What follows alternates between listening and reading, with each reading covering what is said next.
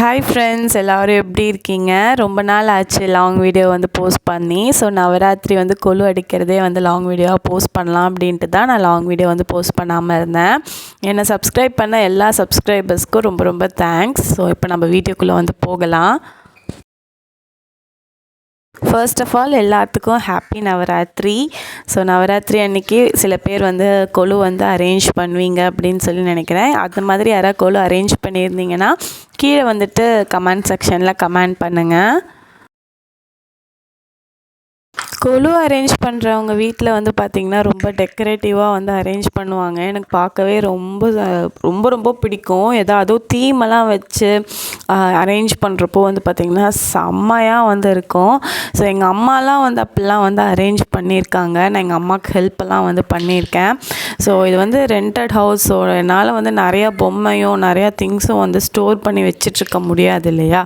So அதனால தான் வந்துட்டு கல்யாண செட்டு, ராமர் செட்டு இந்த மாதிரி பொம்மை மட்டும் வாங்கி நான் செட் பண்ணி வச்சுருக்கேன். ஸோ அந்த மாதிரி தான் வந்துட்டு வருஷம் நான் வந்து வச்சிட்ருக்கேன். இன்றைக்கி வரைக்கும் தீமெல்லாம் எதுவுமே வந்து வைக்கலை. இப்போ ஒரு பொம்மையே வந்துட்டு கிட்டத்தட்ட 1500 2000 அப்படிங்கிற ரேஞ்சில் தான் வந்துருக்கு. இப்போ சாதாரண ஒரு பொம்மையை நம்ம வாங்குகிறோம் அப்படின்னா கண்டிப்பாக குறைஞ்சபட்சம் ஒரு 1000 ருபீஸ் இல்லாமல் நம்மளால் ஒரு பொம்மை வந்து வாங்க முடியாது. ஸோ அதனால் கொஞ்சம் மீடியமாக வந்து வாங்கி செட் பண்ணணும்னு நினைக்கிறவங்களுக்காக தான் இந்த வீடியோ வந்து ஷேர் பண்ணுறேன். எப்படி வைக்கணும், நான் எப்படி பிளான் பண்ணுவேன் அப்படின்ட்டு. இப்போ தான் நீங்கள் பிகினர்ஸ் இல்லை வந்து இன்னும் கொலு வந்து வைக்க ஸ்டார்ட் பண்ணல, இனிமேல் கொலு வைக்கணும்னு நினைக்கிறீங்க அப்படின்னா கண்டிப்பாக இந்த வீடியோ வந்து ஃபுல்லாக பாருங்கள். உங்களுக்கு கண்டிப்பாக ஏதோ ஒரு அவுட்லைனாவது உங்களுக்கு கிடைக்கும். எந்த ஒரு பண்டிகையை நீங்கள் வந்து ஸ்டார்ட் பண்ணுறதுக்கு முன்னாடி, அது வரலட்சுமி நோம்பாக இருக்கட்டும், விநாயகர் சதுர்த்தியாக இருக்கட்டும், இல்லை நவராத்திரியில் கொலு அரேஞ்ச் பண்ணுறதா இருக்கட்டும், எதுவாக இருந்தாலும் இருக்கட்டும், உங்களால் தொடர்ந்து ஒரு பண்டிகையை வந்து ஃபாலோ பண்ண முடியும் வருஷம் அப்படின்னா அந்த பண்டிகையை வந்து எடுத்து நடத்துங்க. ஒரு ஃபேண்டசிக்காக மட்டும் அந்த ஒரு பண்டிகையை வந்து நீங்கள் எடுத்து நடத்தாமல் இருங்க.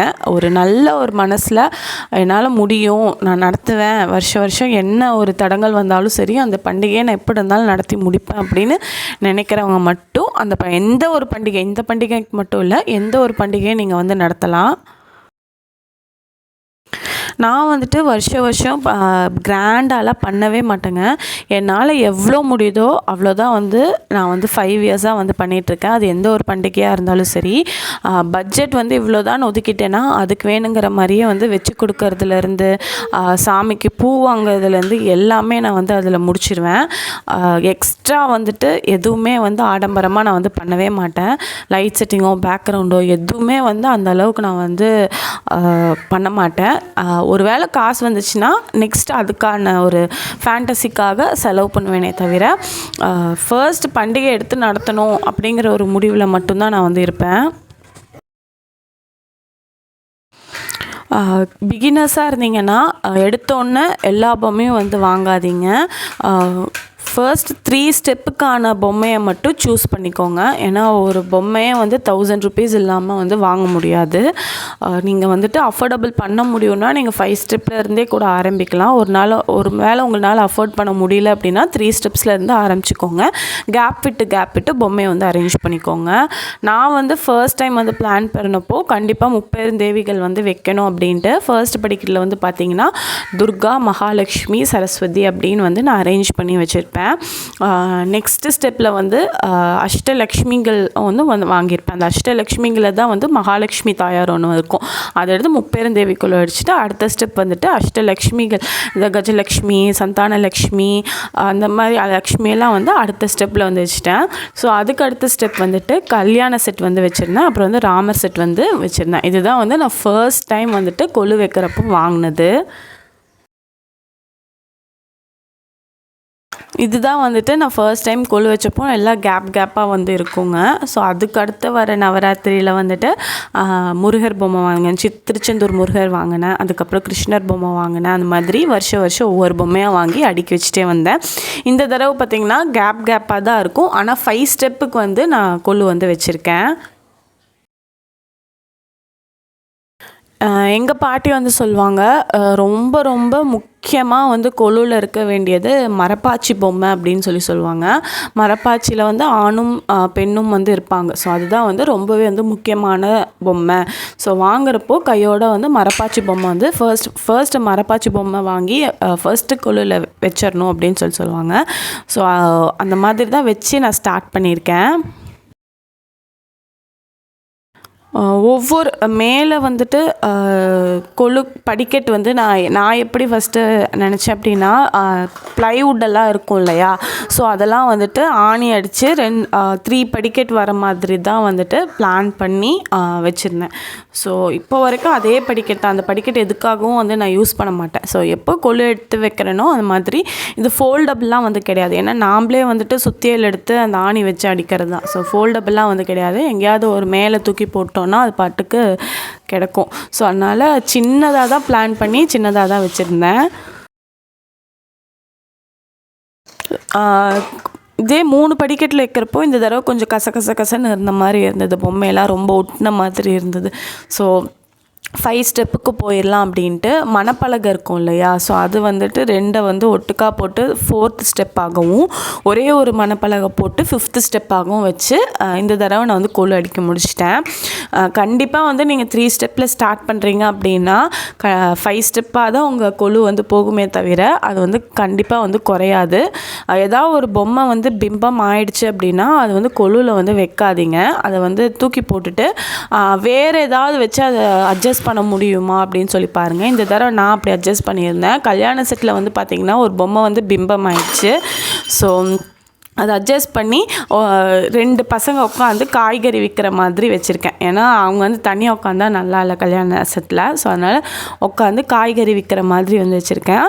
அதுக்கப்புறம் செட்டியார் கடைன்னு சொல்லுவாங்க இல்லையா, ஸோ செட்டியார் அம்மா வந்துட்டு பழம் வைக்கிற மாதிரி வச்சு அதை வந்து நான் முடிச்சிட்டேன் 5th ஸ்டெப்பில்.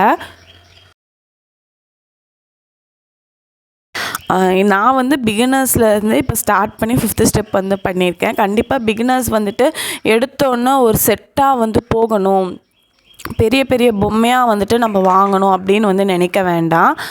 ஃபஸ்ட்டு பொம்மை வாங்கி வைங்க. ரொம்ப முக்கியமான பொம்மைகள் அப்படின்னு உங்கள் மனசுக்கு படும் இல்லையா, அந்த பொம்மைகள் மட்டும் வாங்கி வச்சு ஸ்டார்ட் பண்ணுங்கள். உங்களுக்கே வந்துட்டு 5th 7th 9th போகிறப்போ பொம்மைகள்லாம் நீங்களே வந்து பெருசாக வைக்க ஸ்டார்ட் பண்ணுவீங்க. பொம்மைகளும் நிறையா சேர ஆரம்பிக்கும். ஸோ அந்த டைமில் வந்துட்டு நீங்கள் ஏதாவது ஒரு செட் வந்து நீங்கள் வாங்கி டெக்கரேட் பண்ணி நீங்கள் வந்து வைக்கலாம். லைட் செட்டிங்லாம் வந்து பார்த்திங்கன்னா உங்களுக்கு நிறையா ஒரு பொம்மை கிட்டத்தட்ட பார்த்திங்கன்னா 11 படிக்கட்டு 13 படிக்கட்டில் வச்சவங்களுக்கு லைட் செட்டு இதெல்லாம் வந்து தேவைப்படும். ஒரு வேளை நீங்கள் பண்ணணும்னு நினச்சிங்கன்னா வந்து பண்ணலாம். நான் அதெல்லாம் வந்து பண்ணலை. இந்த வருஷம்தான் வந்துட்டு சைடில் மாட்டுறதுக்கு இந்த பேப்பரில் எல்லாம் ஒரு தோரணம் மாதிரி இருக்கும் இல்லையா, ஸோ அதுதான் ஜிகினா பேப்பர் மாதிரி இருக்கும். ஸோ அதுதான் இந்த வருஷமே நான் ஸ்டார்ட் பண்ணியிருக்கேன். ஸோ மனசார நீங்கள் கொலு வச்சுட்டு டெய்லியும் வந்துட்டு 2 வேளைக்கு பூஜை பண்ணி நைவேத்தியம் பண்ணிட்டு வந்தாலே உங்களுக்கு வந்து அது நீங்கள் பண்ணுறதுக்கான பலன்கள் வந்து உங்களுக்கு கிடைக்கும். ஒவ்வொரு நாளைக்கு ஒவ்வொரு ட்ரெஸ் கோட் சொல்லுவாங்க, ஒவ்வொரு கோலம் வந்து போட சொல்லுவாங்க, ஒவ்வொரு நைவேத்தியம் வந்து பண்ண சொல்லுவாங்க. நான் வந்துட்டு எல்லாமே வந்து பண்ண மாட்டேன். ஒரு நாள் ட்ரெஸ் கோட் வந்து ஃபாலோ பண்ண முடியும், ஒரு நாள் வந்து ஃபாலோ பண்ண முடியாது. ஆனால் வந்து நெய்வேத்தியம் வந்துட்டு கரெக்டாக என்ன நெய்வேத்தியம் இன்றைக்கி பண்ணணுமோ அதை வந்து நான் வந்து பண்ணிடுவேன். என்றைக்குமே அதை வந்து நான் தவற விட மாட்டேன். டெய்லியும் வந்துட்டு மார்னிங்கும் சரி ஈவினிங்கும் சரி, மார்னிங் வந்து பார்த்திங்கன்னா ஒரு எனக்கு எப்போ டைம் கிடைக்குதோ, பாப்பாவெல்லாம் ஸ்கூலுக்கு விட்டுட்டு வந்துட்டு எப்போ டைம் கிடைக்குதோ அப்போ வந்து மார்னிங் வந்து அர்ச்சனை பண்ணிடுவேன். ஈவினிங் வந்து பார்த்திங்கன்னா பாப்பாவை தூங்க வச்சுட்டு ஒரு 7 o'clock தான் வந்துட்டு ஈவினிங் டைமில் அர்ச்சனை பண்ணி ஈவினிங் ஒரு நெய்வேத்தியம் வந்து பண்ணிடுவேன். இந்த வருஷம்தான் ஒன்று வந்து ஃபாலோ பண்ண ஸ்டார்ட் பண்ணியிருக்கேன். அகண்ட தீபம் வந்து கொலுக்கு முன்னாடி வந்து வைக்கிறது. ஸோ கொலு அன்றைக்கி நான் தீபம் வந்து ஏற்றினேன் அப்படின்னா 9 நாள் கழித்து தான் வந்துட்டு அந்த தீபத்தை வந்து மலை ஏற்றுற மாதிரி நான் வந்து பிளான் பண்ணி அகண்ட தீபம் எப்போவுமே வந்துட்டு கொலு படிக்கட்டுக்கு முன்னாடி வந்து எரியிற மாதிரி வச்சுருக்கேன்.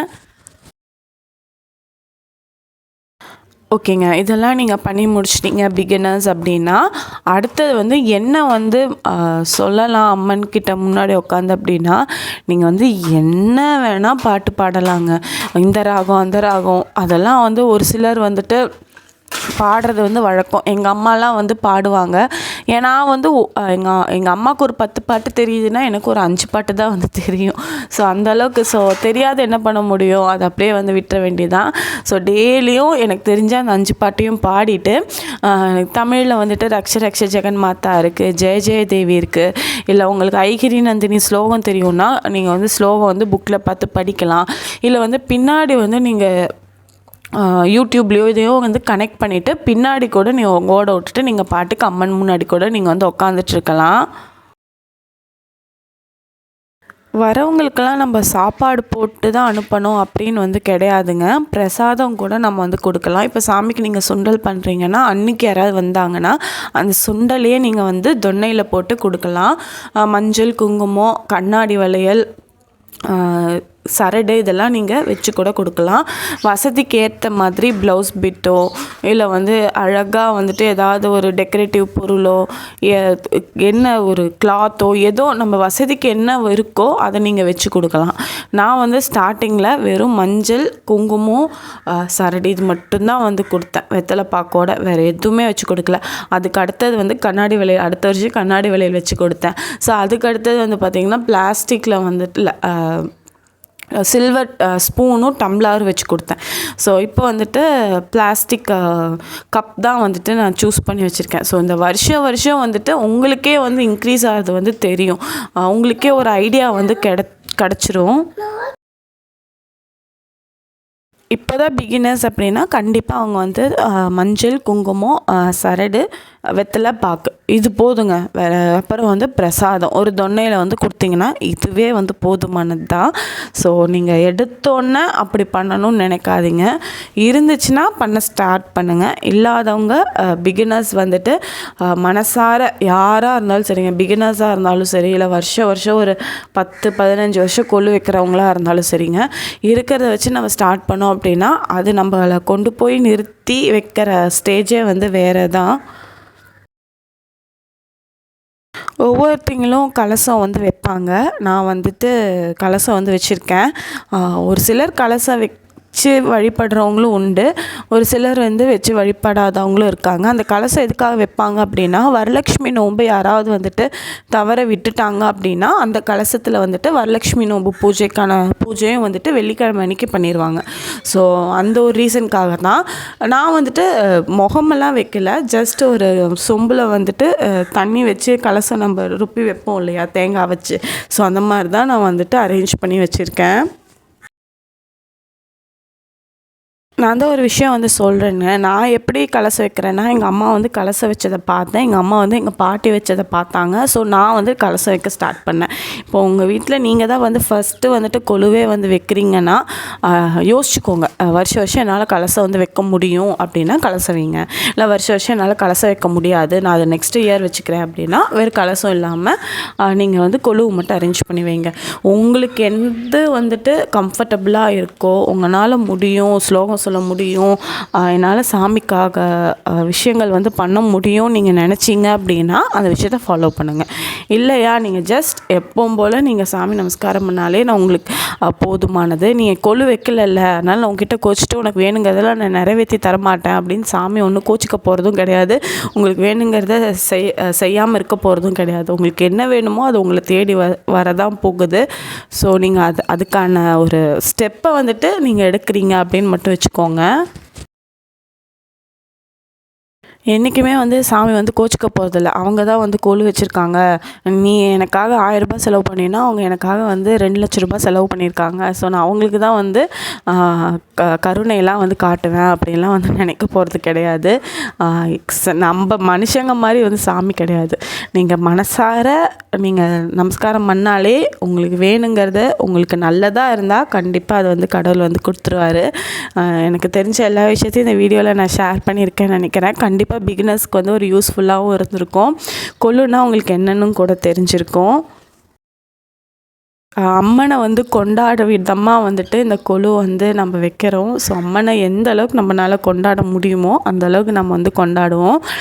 சிவனுக்கு ஒரு ராத்திரி சிவராத்திரின்னு சொல்லுவாங்க. அது மாதிரி அம்பாளுக்கு 9 ராத்திரி வந்து நவராத்திரி தான். ஸோ நீங்கள் மனசார அம்பாளை வந்து நினச்சிக்கோங்க. கண்டிப்பாக வந்துட்டு அவங்களோட கிரேஸ் நம்ம எல்லாத்துக்கும் வந்து கிடைக்கும்னு நான் நினைக்கிறேன். நாங்களும் கொலு வச்சுருக்கேன். ஸோ எல்லா சப்ஸ்கிரைபர்ஸும் வந்துட்டு என் கொலுவையும் பார்க்கணும்னு நான் நினைக்கிறேன். ஸோ நெக்ஸ்ட் இன்ட்ரெஸ்டிங் வீடியோவில் உங்களை வந்து நான் மீட் பண்ணுறேன். பாய்.